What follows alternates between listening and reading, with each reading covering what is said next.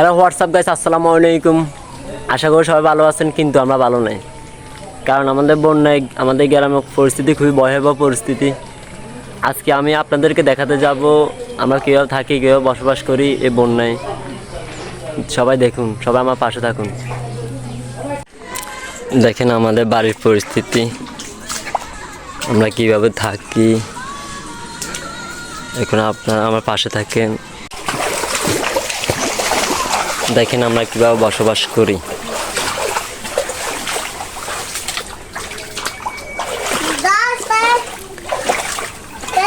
কি বলবো আপনাদেরকে, বন্যায় আমাদের বাড়িঘর সব কিছু ডুবে গেছে। খুব ভয়াবহ পরিস্থিতি। এই দেখেন আমাদের পুকুর, মাছ ভরপুর ছিল, সব কিছু বেশি গেছে।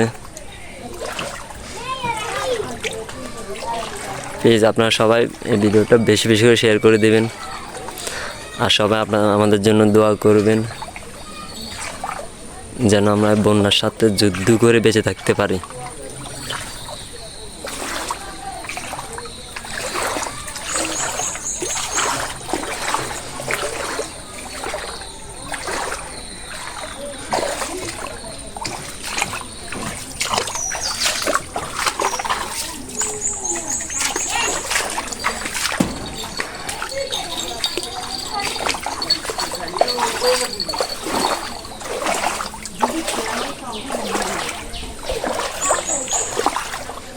দেখেন আমরা কীভাবে বসবাস করি, আমাদের বাড়িঘরের অবস্থা দেখেন।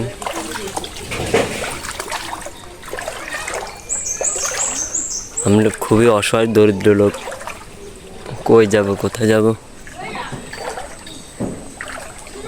সবাই আমাদের জন্য বেশি মন খুলে দোয়া করবেন, যেন আপনার দোয়া ও ভালোবাসা আমরা টিকে থাকতে পারি, এই বন্যায় মানিয়ে চলতে পারি। দেখেন আমাদের ঘরের অবস্থা দেখাবো এখন আপনাদেরকে।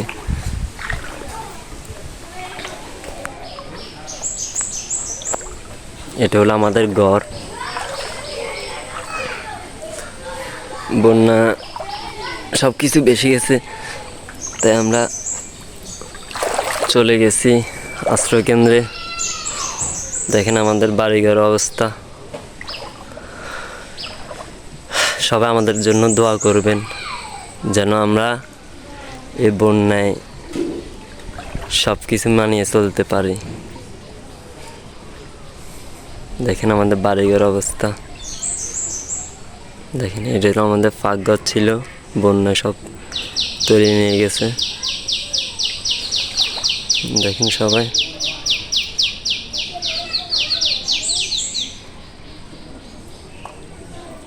এখন আমি আপনাদেরকে দেখাতে যাচ্ছি আমাদের ঘর। এটা হলো আমাদের ঘর। আমার বাড়ির থেকে সবাই চলে গেছি।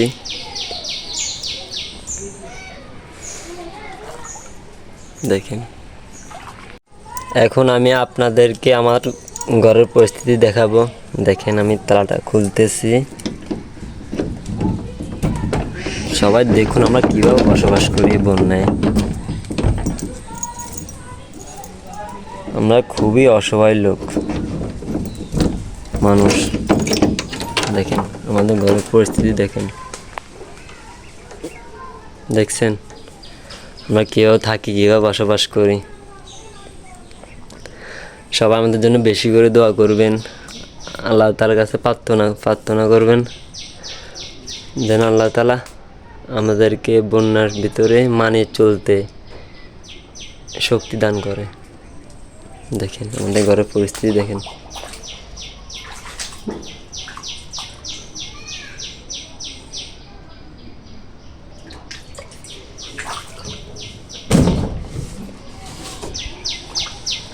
দেখেন আমাদের বাড়ির পরিস্থিতি দেখেন সবাই।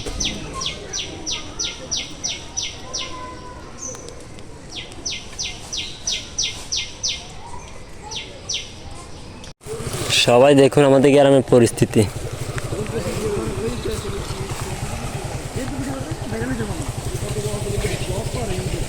মামা আমি দিলাম না মামা মামা মামা